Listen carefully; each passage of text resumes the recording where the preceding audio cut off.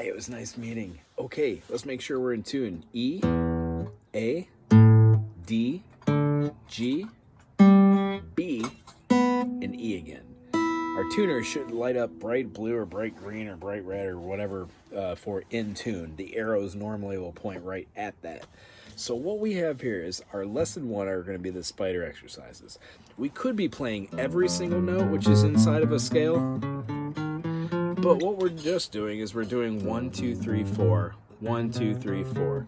On the right hand, we're going to be using the flatter part, not the inside pick, to go up and go down, up, down, up, down, up with the correlating string. So here's what it looks like slow motion. I'll play 4 measures up and down, and then I'll do it slower for us, all right? 1, 2, 3, 4. 1, 2, 3, 4. Down, up, down, up, down, up, down, up. New string. And we're going to be completing this playing 4 quarter notes using down, up, on each one of these. What we're going to concentrate on is keeping our fingers as close to the fretboard on our left hand as we possibly can. And what happens is we start to correlate the movement of our fingers with the tempo on the right hand. New string here. Notice how I'm doing 4 notes per string. We don't have to do 4 notes per string for the first time through, just to get associated with the notes and how they feel on our fingers. I say we should though.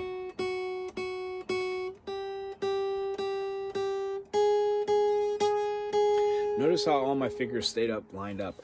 I'm not pressing down hard on these fingers when I get to the 4th one. They're just staying in that line, which means I will have the motor skills and the ambidexterity to be able to go up and down the fretboard.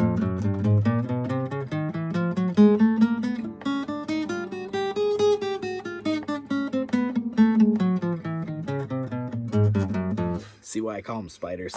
Isn't that fun? So our spider legs are going to be going up and down.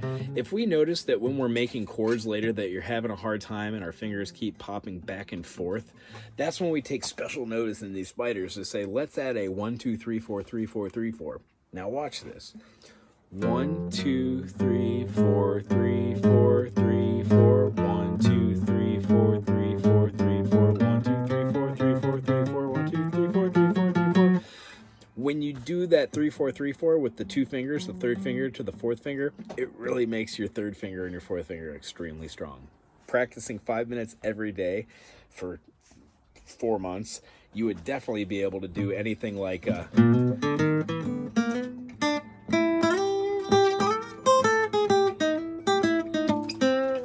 based out of chords. So what I do is teach you how to play all these chords, which brings us to lesson 2. Being able to play lesson 1 is just part of understanding if I can do whole tones and skip tones, I get scales. And no matter where I do those, I can play different movements and intervals. So our chord of the day is an E major. We're going to be taking our 1st finger and we're going to be putting it on the 1st fret. We're going to be putting it on the G string. Now the G string is E, B, G, so it's the 3rd string. When I go E, B, G, I'm counting from the furthest string away from me. The one closest to my nose, the thickest string, is called the E string as well, but it's the thick E string. Therefore, it's the 6th string. If you look at a guitar this way, the 5 and the 6th string are basically the bass movements, like kind of keeps the flow of things going. Most of the chords, though, are derived out of the top part of the guitar. Don't diversify the two. They are used together, but one represents a bass section and one represents a alto to a soprano section. That'll make more sense later when we start reading notes on the grand staff. But as far as today, our 1st finger is going to go on the 3rd string, the G string. So if I go E, B, G, I'm going to put my 1st finger there. That now sharpens that G to a G sharp. Alphabetically, we only have A, B, C, D, E, F, G, A, B, C, D, F, G, A, B, C, D, F, G in the music language. So G sharp goes to an A. That's what that is. But I would play with my 2nd finger. What I do here with this G sharp is I take my middle finger and I put it on the B, which is now on the 2nd fret And you'll notice from your spider exercises that your second finger feels great on the second fret. By the way, when you get all the way around up here, that G sharp that we stayed, that's going to be anchored in there for the E major, it's going to be its third. It's really, really fun to play on the first fret as well. So if you keep your fingers along with what the spider exercises kind of dictate, that's where you'll find most of these chords coming together.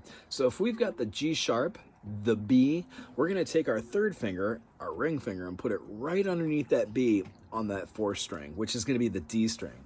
If I were to walk these up, I would have an open G to a G sharp. I would have a D, which goes up a whole step, so a D, D sharp, and E. And then I would have A, which goes A, B flat, B, giving me the open E at the bottom, a B, a E again for an octave, and then a G sharp. The other two strings played along with this for the E major are a B unison note, but it's an octave up, and then another E. So there's 3 E notes being played in an E major. There's 1 G sharp, and there are 2 B's. When you play this, it looks like this.